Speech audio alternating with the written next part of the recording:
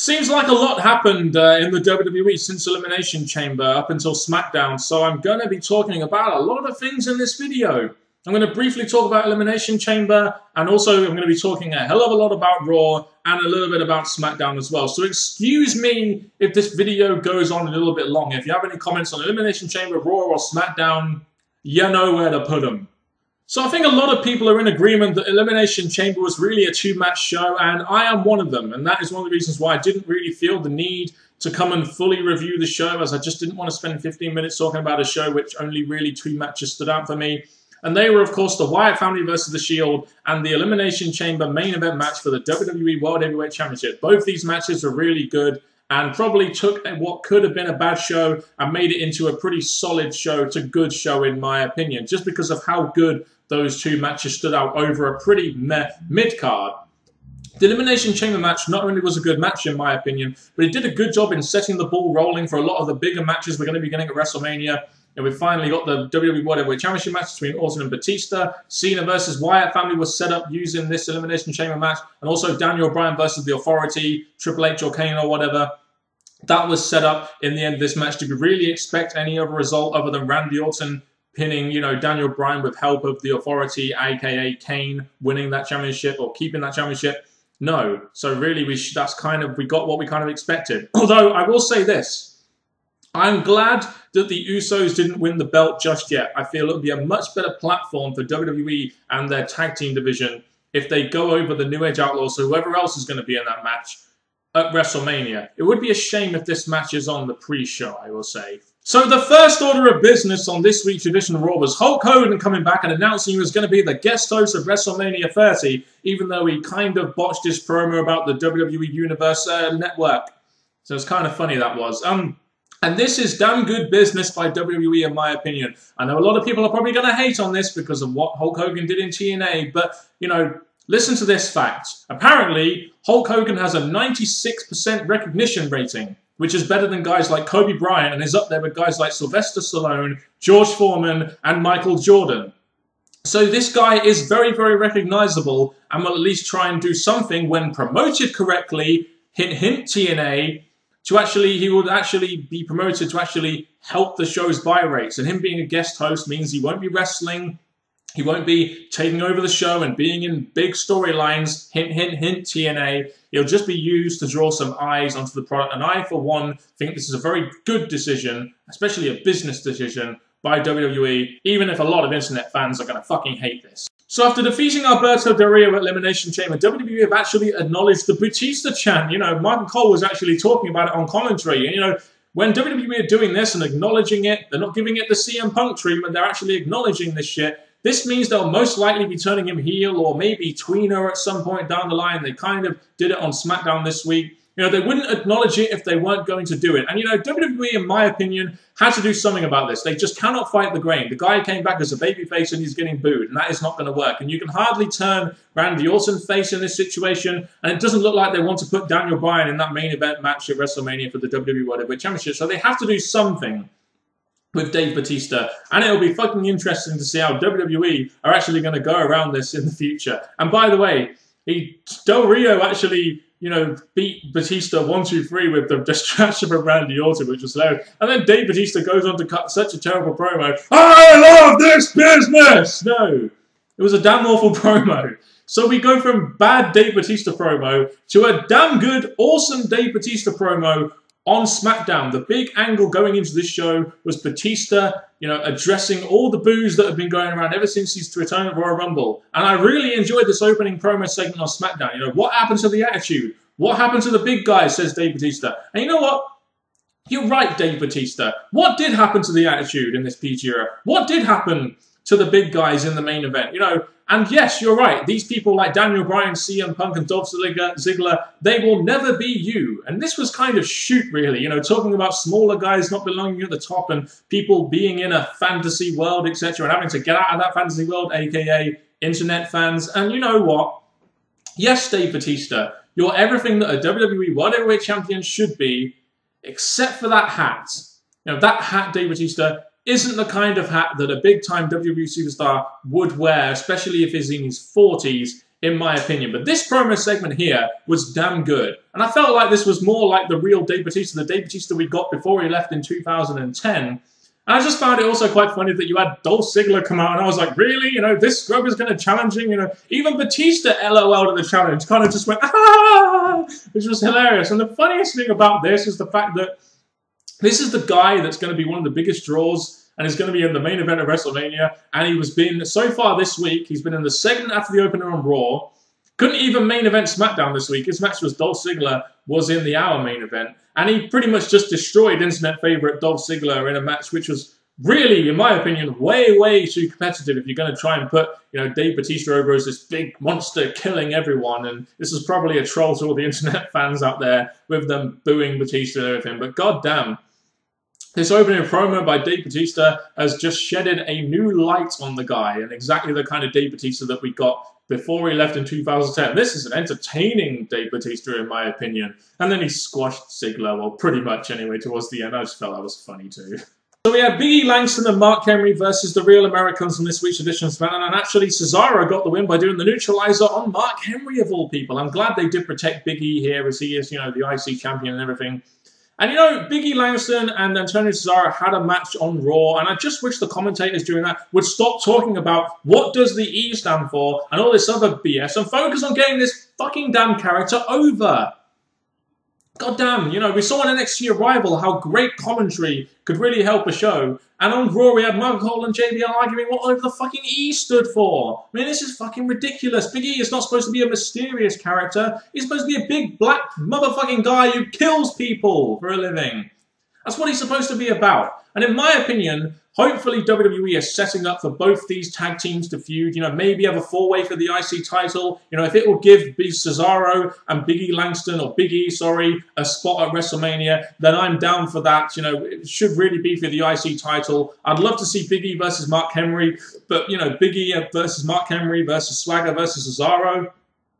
That could be a damn good match for the IC title as well, in my opinion. I don't know where they're going with this, but this may be where they go. We'll see further on down the line.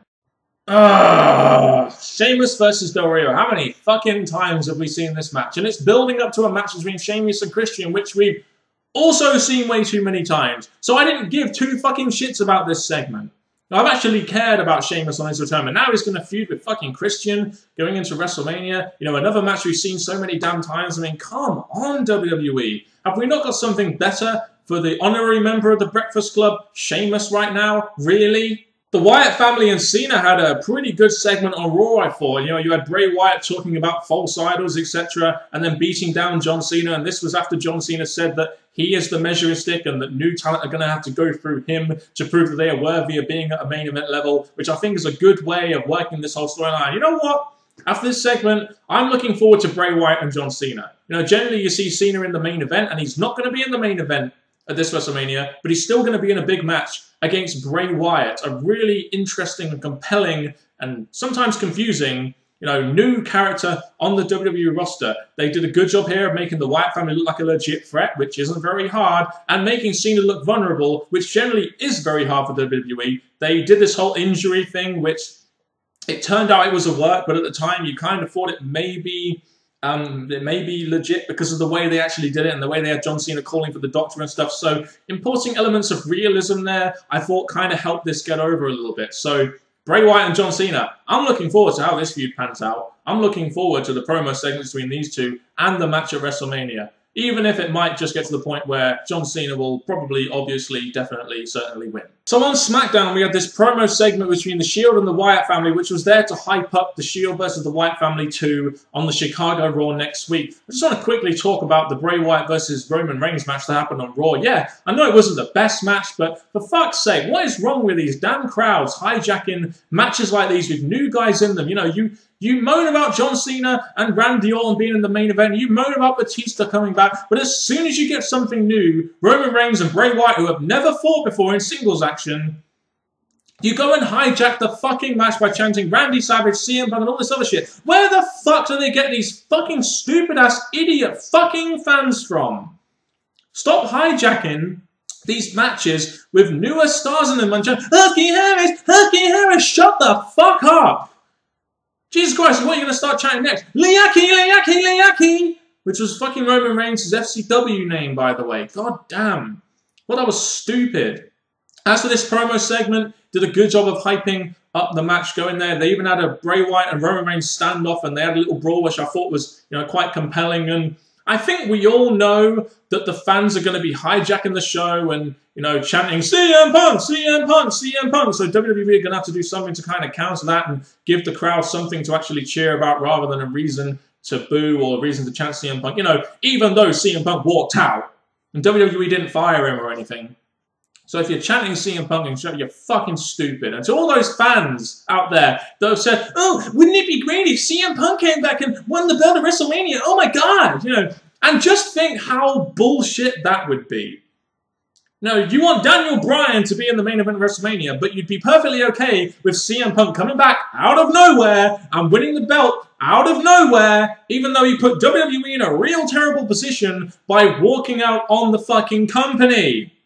I'm just saying. I also think it's good how even though they're highlighting Shield versus the Wyatt family, and they've also highlighted the Wyatt family versus John Cena, they're also still doing this stuff between Ambrose and Reigns, which is going to turn to a babyface turn with Reigns at some point down the line. They're still bitching each other, and Seth Rollins is still Peacemaker. So they're hyping for Bray Wyatt versus John Cena, Shield versus the Wyatt family, and the Shield, tension. That's multi-layer storytelling with, characters. My God, WWE, you're actually doing something good.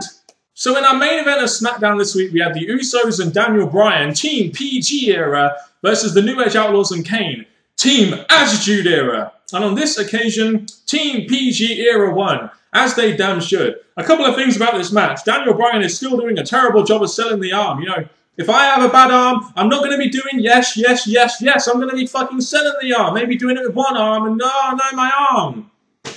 Just stupid. And Kane's in-ring gear. Wow, what the fuck are they doing there? They're going for wife-beater mode or something with Kane right now? Fucking hell. This is a solid main event SmackDown match, in my opinion, which Daniel Bryan won, as he definitely should do, just like he did against Kane on Raw, where he finally defeated Kane. Now, I want to quickly touch upon two feuds that they're doing right now. I'm glad that the WWE are building up to another New Age Outlaws versus Usos feud. I think that they had Usos get the win against them on Raw while they were doing their entrance, even though it kind of got a little bit of heat because we all know how much the fans love the New Age Outlaws entrance, which is the right thing to do after they lost the New Age Outlaws at Elimination Chamber. Like I said, I'm glad they're building this up to WrestleMania. Maybe they can include the Road family in there as well, make it like a multi-team match. I don't know, but I think this is good stuff by WWE. I'm glad that they're having maybe saving the Usos moment for WrestleMania where it'll feel a lot bigger. As for this Triple H and Daniel Bryan stuff, it looks like they're setting the stone for a Triple H Daniel Bryan match. By the way, they had Daniel Bryan challenge Triple H in a kind of like a mad tirade, like a fucking mad fan or something. And Triple H was being a troll saying, I'll find you a place on the card. Don't worry, you'll get there, kid and everything. I don't know why they did this on the WWE app. I thought they could have done this as a backstage segment. I don't know why they had to make this app exclusive. Well, that was kind of stupid. But, why are people hating on the thought of this match? I know you want to see Daniel Bryan in the main event going after the WWE World Championship, but number one, this story makes sense, from a storyline standpoint. With Daniel Bryan versus the Authority, it's got long-term storyline stuff going on it. And with Triple H being in there, that WWE are going to make sure it's a big fucking match. So just because he's involved with Triple H, hell, he may not beat Triple H, but that the fact that he's involved with Triple H will mean that it'll be in a big spot. There will be loads of hype to it. Because how Triple H likes to hog limelight. You know how it works. And I'll say this. If CM Punk hadn't have walked out, CM Punk would be in this spot and Daniel Bryan probably would have faced the fucking Sheamus. So think about that before you moan about, Daniel Bryan not being in the main event of fucking WrestleMania. God damn. I'm quite looking forward to Daniel Bryan versus Triple H. I am. I think this is a good match for Daniel Bryan. I hope he beats Triple H. I really do. From a storyline standpoint, you can't argue, this makes a ton of damn sense. I had to save the best till last, guys, and that has to be Undertaker returning on Raw to face off with Brock Lesnar and start a match between them two at WrestleMania. He stabbed Brock Lesnar with the pen and the contract and chokeslammed him through the table, and it's fucking on. Brock Lesnar versus Undertaker for the streak at WrestleMania 30. I'm fucking looking forward to this match. And again, I have no idea why people are hating this so much. I mean, Lesnar is a big-time opponent for the streak. And it makes sense from WWE from a business standpoint. They would put Lesnar in as many big matches as possible while he is under contract with them. He's not under contract with them for much longer. So in my opinion, this match between Brock Lesnar and Undertaker should be damn good. Even though Lesnar's style may not help Taker at all in this match, and it may mean Taker is a little bit beat up and can't do anything post-WrestleMania. But you got the Streak going up against Brock Lesnar, who is a legit UFC fighter, killing machine type character.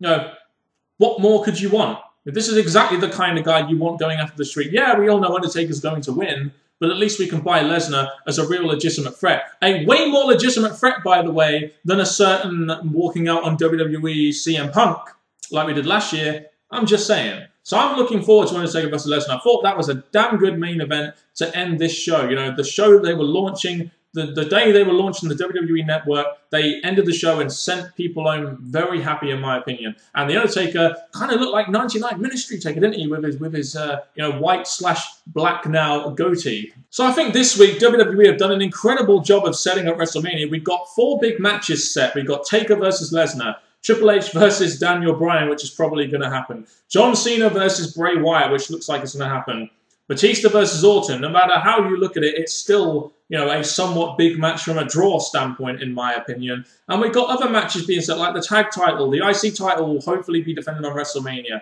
We've got all the, you know, so WWE, in my opinion, have done a good job in setting the stone for some big matches going into WrestleMania 30 involving current talent like Bray Wyatt, like Daniel Bryan, you know, etc. And they've also got a nice special attraction there with Hulk Hogan being the guest host. So let's hope he'll be there on the road to WrestleMania. This is how you start the build to one of the biggest pay-per-views in quite some time. And hopefully the WWE Network will be able to handle the amount of people that they will have streaming the damn thing over the internet that day. That's all I will say, because I don't want the damn stream to cut out at WrestleMania 30 like it did an NXT Arrival the other night. So I thought this week, Elimination Chamber was a solid show which helped set up WrestleMania. Raw was a damn good show in my opinion, like I thought it would be. Next week's Raw in Chicago should be a damn good show with the Shield and the Wyatt family. Lesnar and Undertaker will probably end up facing off and there'll be some other stuff going there. It's going to be an interesting few weeks for the WWE in my opinion. And oh yeah, Smackdown was okay as well, I guess, even though Raw and the Elimination Chamber kind of eclipsed it, as you kind of knew it would. Anyway, any comments on this week's Raw, Smackdown, or Elimination Chamber, or going into the road to WrestleMania? Please let me know in the comment section below, man. And I am going to head off now. See you same time next week. Goodbye.